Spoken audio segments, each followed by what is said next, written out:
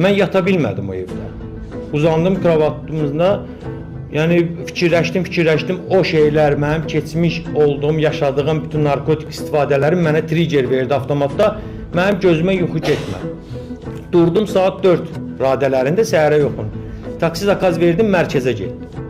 Mərkəzə getdim.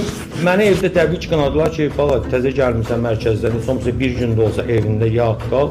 Mən yəni yatıb qala bilmədim. Durdum, getdim reabilitasiya mərkəzinə, getdim orada özümə rahatçılıq tapdım. Niyə?